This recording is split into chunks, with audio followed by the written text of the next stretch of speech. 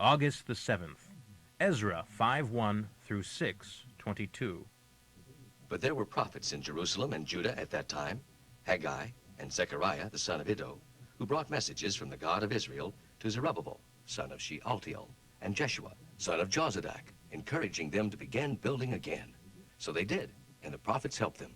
But Tatnai, the governor of the lands west of the Euphrates, and Shethar-boznai and their companions soon arrived in Jerusalem and demanded, "Who gave you permission to rebuild this temple and to finish these walls?" They also asked for a list of the names of all the men who were working on the temple.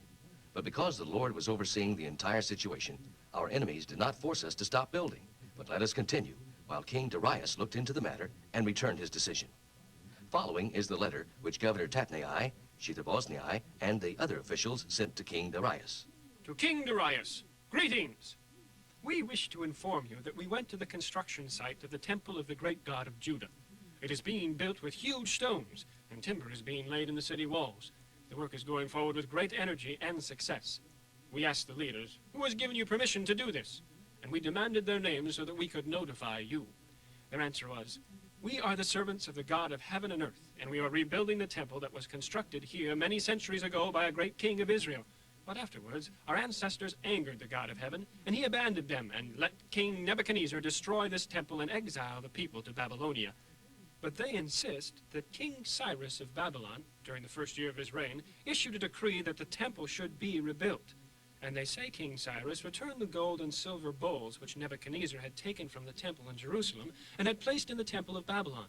They say these items were delivered into the safekeeping of a man named Sheshbazzar, whom King Cyrus appointed as governor of Judah.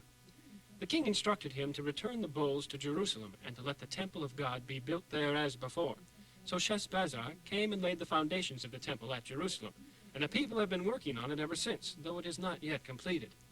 We request that you search in the royal library of Babylon to discover whether King Cyrus ever made such a decree, and then let us know your pleasure in this matter. So King Darius issued orders that a search be made in the Babylonian archives where documents were stored. Eventually, the record was found in the palace at Ecbatana in the province of Media. This is what it said. In this first year of the reign of King Cyrus, a decree has been sent out concerning the temple of God at Jerusalem, where the Jews offer sacrifices. It is to be rebuilt, and the foundations are to be strongly laid. The height will be 90 feet, and the width will be 90 feet. There will be 3 layers of huge stones in the foundation, topped with a layer of new timber. All expenses will be paid by the king, and the gold and silver bowls, which were taken from the temple of God by Nebuchadnezzar, shall be taken back to Jerusalem and put into the temple as they were before. So King Darius sent this message to the governor Shethar-boznai and the other officials west of the Euphrates. Do not disturb the construction of the temple. Let it be rebuilt on its former site. And don't molest the governor of Judah and the other leaders in their work. Moreover, I decree that you are to pay the full construction costs without delay for my taxes collected in your territory.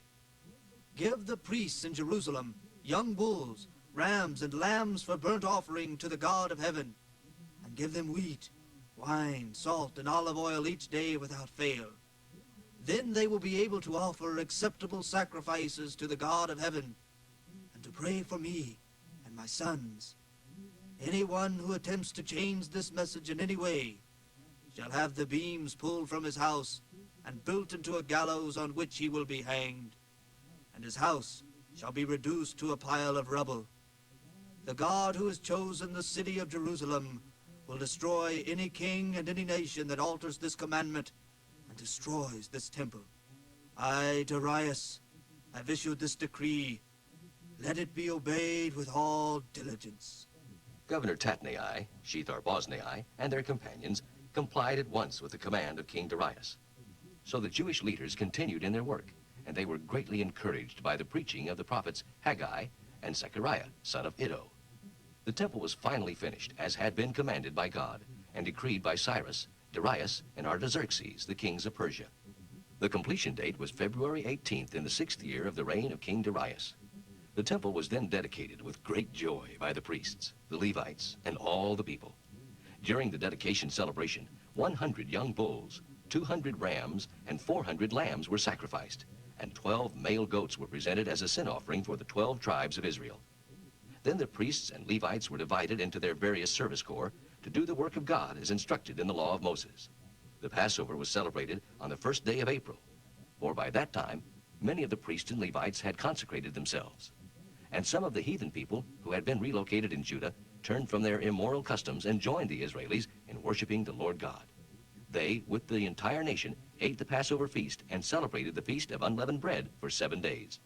There was great joy throughout the land because the Lord had caused the king of Assyria to be generous to Israel and to assist in the construction of the temple. 1 Corinthians 3:5 through 23. Who am I, and who is Apollos, that we should be the cause of a quarrel? Why, we're just God's servants, each of us with certain special abilities, and with our help, you believed. My work was to plant the seed in your hearts, and Apollos' work was to water it. But it was God, not we, who made the garden grow in your hearts. The person who does the planting or watering isn't very important, but God is important because he is the one who makes things grow. Apollos and I are working as a team with the same aim, though each of us will be rewarded for his own hard work. We are only God's co-workers. You are God's garden, not ours. You are God's building, not ours. God in his kindness has taught me how to be an expert builder. I have laid the foundation, and Apollos has built on it. But he who builds on the foundation must be very careful, for no one can ever lay any other real foundation than that one we already have, Jesus Christ. But there are various kinds of materials that can be used to build on that foundation. Some use gold and silver and jewels, and some build with sticks and hay, or even straw. There is going to come a time of testing at Christ's judgment day to see what kind of material each builder has used. Everyone's work will be put through the fire so that all can see whether or not it keeps its value and what was really accomplished. Then, every workman who was built on the foundation with the right materials and whose work still stands will get his pay. But if the house he has built burns up, he will have a great loss. He himself will be saved, but like a man escaping through a wall of flames. Don't you realize that all of you together are the house of God, and that the Spirit of God lives among you in his house? If anyone defiles and spoils God's home, God will destroy him, for God's home is holy and clean, and you are that home.